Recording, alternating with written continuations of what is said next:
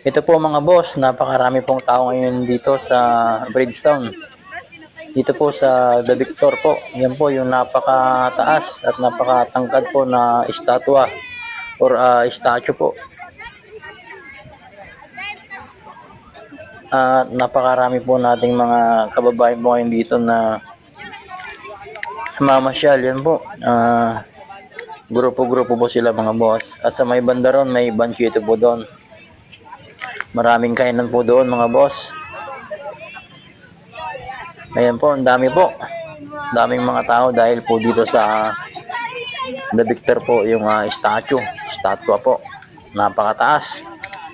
Yan po, napakaganda ang kulay niya sa gabi mga boss. Kaya maraming mga tao po ngayon dito na pumupunta.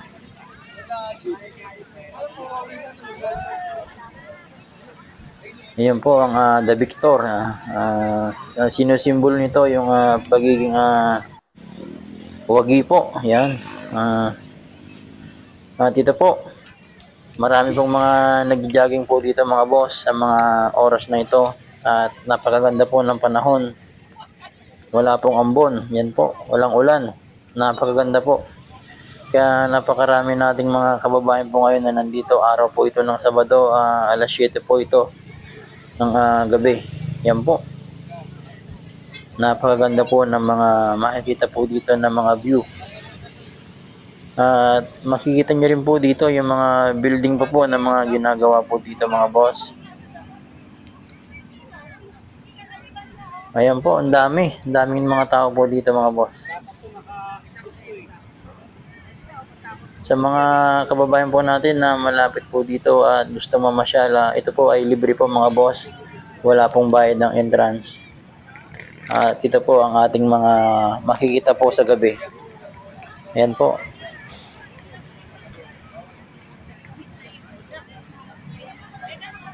The Victor, yan po mga boss.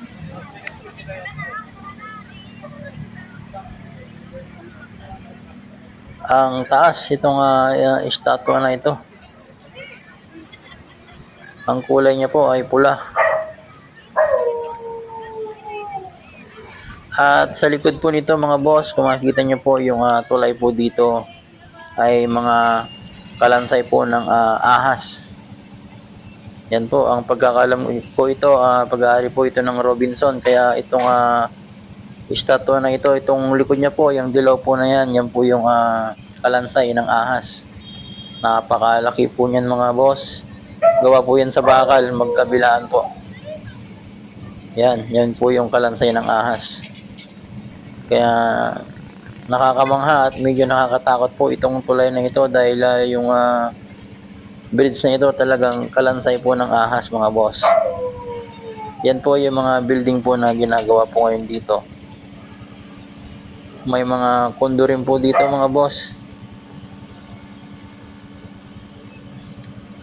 Ayan po, napakaganda po mamasyal po dito lalong-lalo na sa gabi. Yan po mga boss. Si The Victor, yan po yung kalansay ng ahas na napakalaki.